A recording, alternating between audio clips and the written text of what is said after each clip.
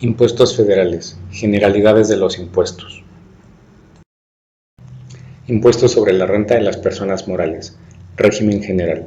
En México, la Ley del Impuesto sobre la Renta señala que, artículo primero, las personas físicas y las morales están obligadas al pago de impuestos sobre la renta en los siguientes casos. Primero, los residentes en México respecto de todos sus ingresos, cualquiera que sea la ubicación de la fuente de riqueza de donde procedan. Segundo, los residentes en el extranjero que tengan un establecimiento permanente en el país respecto de los ingresos atribuibles a dicho establecimiento permanente. Tercero, los residentes en el extranjero respecto de los ingresos procedentes de fuentes de riqueza situadas en territorio nacional, cuando no tengan un establecimiento permanente en el país o cuando teniéndolos, dichos ingresos no sean atribuibles a este. Ingresos gravados. Los ingresos que serán gravados son los que perciban. Artículo 17. Las personas morales residentes en el país, incluida la asociación en participación, acumularán la totalidad de los ingresos en efectivo, en bienes, en servicio, en crédito o de cualquier otro tipo que obtengan en el ejercicio, inclusive los provenientes de sus establecimientos en el extranjero. El ajuste anual por inflación acumulable es ingreso que obtienen los contribuyentes por la disminución real de sus deudas.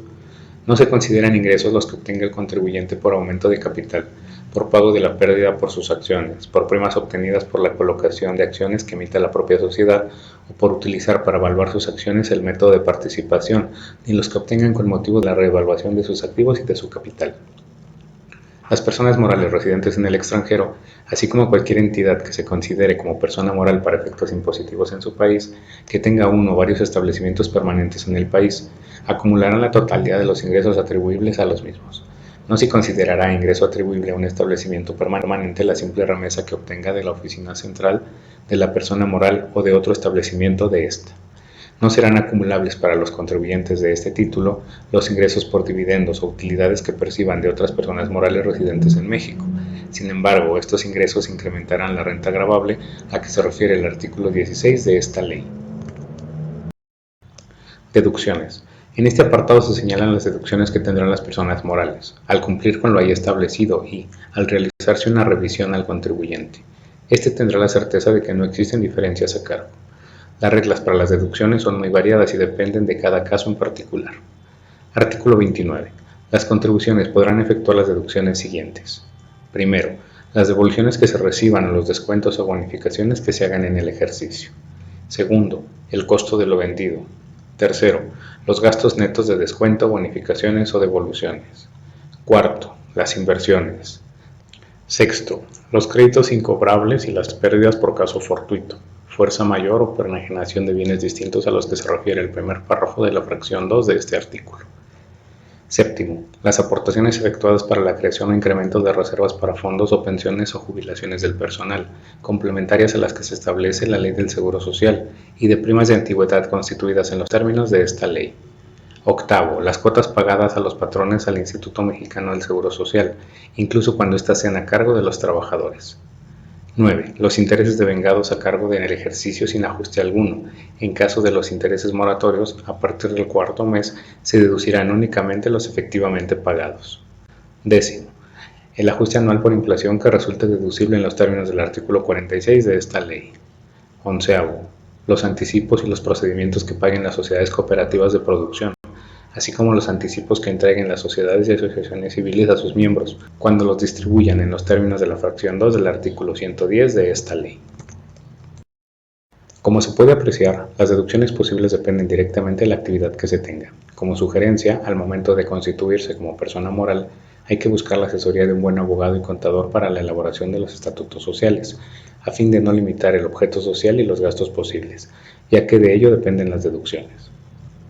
La ley utiliza el término estrictamente indispensable y se refiere a un gasto que se tiene que realizar y que sin él no se podrían realizar las actividades del contribuyente. A continuación se muestra una relación entre ingresos gravables y deducciones.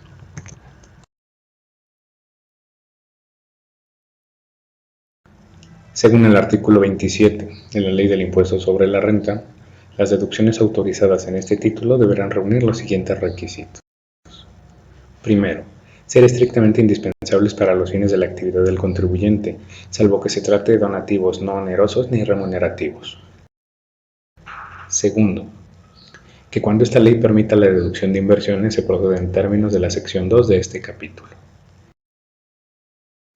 Tercero, estar amparadas con un comprobante fiscal y que los pagos cuyo monto exceda 2,000 pesos se efectúen mediante la transferencia electrónica de fondos desde cuentas abiertas a nombre del contribuyente en instituciones que componen el sistema financiero y las entidades que para tal efecto autorice el Banco de México.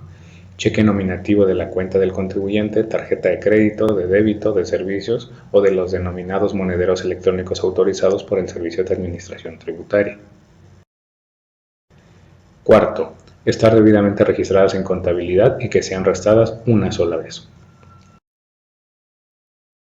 Quinto, cumplir con las obligaciones establecidas en esta ley y las demás disposiciones fiscales en materia de retención y entero de impuestos en cargo a terceros o que, en su caso, se recabe de estos copia de los documentos en que conste el pago de dichos impuestos. Tratándose de la de pagos en el extranjero, solo se podrán deducir siempre que el contribuyente proporcione la información a que está obligado en los términos del artículo 76 de esta ley. Sexto, que cuando los pagos cuya deducción se pretenda realizar se hagan a contribuyentes que causen el impuesto al valor agregado. Dicho impuesto se traslada en forma expresa y por separado en el comprobante fiscal correspondiente. Asimismo, deberán cumplir con la obligación de retención y entero del impuesto al valor agregado que, en su caso, se establezca en la ley de la materia. Séptimo, que en el caso de intereses por capitales tomados en préstamo, estos se hayan invertido en los fines del negocio. Cuando el contribuyente otorgue préstamos a terceros, a sus trabajadores o a sus funcionarios, o a sus socios o accionistas, solo serán deducibles los intereses que devenguen los capitales tomados en préstamo hasta por el monto de la tasa más baja de los intereses estipulados en los préstamos a terceros, a sus trabajadores o a sus socios o accionistas, en la porción del préstamo que se hubiera hecho a estos y expida, entregue comprobante fiscal a quienes hayan otorgado el préstamo, los cuales podrán utilizarse como constancia de recibo. Si en alguna de estas operaciones no se estipulan los intereses, no se procederá a la deducción respecto al monto proporcional de los préstamos hechos a las personas citadas. Octavo, que tratándose de pagos que a su vez sean ingresos de contribuyentes, personas físicas, de los contribuyentes a que se refieren los artículos 72, 73, 74 y 196 de esta ley, así como de aquellos realizados de los contribuyentes a que hace referencia el último pago de la fracción primera del artículo 17 de esta ley y de los donativos. Estos solo se deduzcan cuando hayan sido efectivamente erogados en el ejercicio de que se trate. Se entenderá como efectivamente erogados cuando hayan sido pagados en efectivo, mediante transferencias electrónicas desde fondos, desde cuentas abiertas a nombre del contribuyente, en instituciones que componen el sistema financiero y las entidades que para tal efecto autorice el Banco de México, o en otros bienes que no sean títulos de crédito. Noveno, que tratándose de honorarios o gratificaciones a administradores, comisarios, directores, gerentes generales o miembros del consejo directivo, de vigilancia, consultivos o de cualquier otra índole, estos se determinen en cuanto a monto total y percepción mensual o por asistencia, afectando en la misma forma los resultados del contribuyente y satisfagan los supuestos siguientes. A. Que el importe anual establecido para cada persona no sea superior al sueldo anual devengado por el funcionario de mayor jerarquía de la sociedad. B. Que el importe total de los honorarios o gratificaciones establecidos no sea superior al monto de los sueldos y salarios anuales devengados por el personal del contribuyente. C. Que no excedan el 10% del monto total de otras deducciones del ejercicio. 10. Que en los casos de asistencia técnica, de transferencia de tecnología o de regalías, se compruebe ante las autoridades fiscales que quien proporciona los conocimientos cuenta con elementos técnicos propios para ello. 11. Que cuando se trate de gastos de previsión social, las prestaciones correspondientes se otorguen de forma general en beneficio de todos los trabajadores. Tratándose de vales de despensa otorgados a los trabajadores, serán deducibles siempre que en su entrega se realice a través de los monederos electrónicos que al efecto autoriza el Servicio de Administración Tributaria. 12. Que los pagos de primas por seguros o fianzas sean conforme a las leyes de la materia y correspondan a conceptos que esta ley señala como deducibles, o que en otras leyes establezca la obligación de contratarlos y siempre que, tratándose de seguros, durante la vigencia de la póliza no se otorguen préstamos a persona alguna por parte de la aseguradora, con garantía de las sumas aseguradas, de las primas pagadas o de las reservas matemáticas.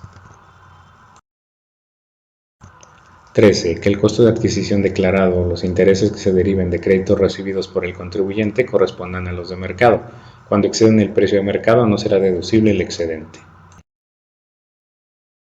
14. Que en el caso de adquisición de mercancías de importación se compruebe que se cumplieron los requisitos legales para su importación. Se considerará como monto de dicha adquisición el que haya sido declarado con motivo de la importación.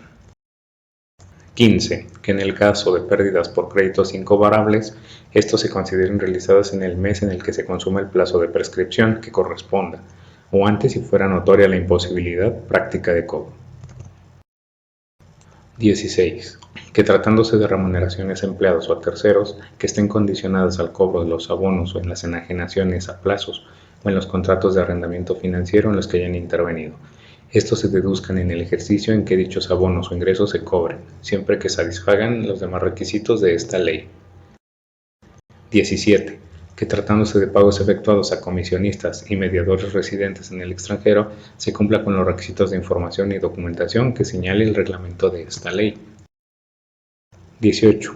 Que al realizar las operaciones correspondientes o a más tardar el último día del ejercicio se reúnan los requisitos que para cada deducción en particular establece esta ley, tratándose del comprobante fiscal a que se refiere el primer párrafo de la fracción 3 de este artículo. Este se obtenga a más tardar el día en que el contribuyente deba presentar su declaración. 19. Que tratándose de pagos efectuados por concepto de salarios y en general por la prestación de un servicio personal subordinado a trabajadores que tengan el derecho al subsidio para el empleo, efectivamente se entreguen las cantidades que por dicho subsidio les correspondan a sus trabajadores y se dé cumplimiento a los requisitos a que se refieren los preceptos que lo regulan, salvo cuando no se esté obligado a ellos en términos de las citadas disposiciones. 20. Que el importe de las mercancías, materias primas, productos semiterminados o terminados en existencia, que por deterioro u otras causas no imputables al contribuyente hubiera perdido su valor, se deduzca de los inventarios durante el ejercicio en que esto ocurra, siempre que se cumpla con los requisitos establecidos en el reglamento de esta ley.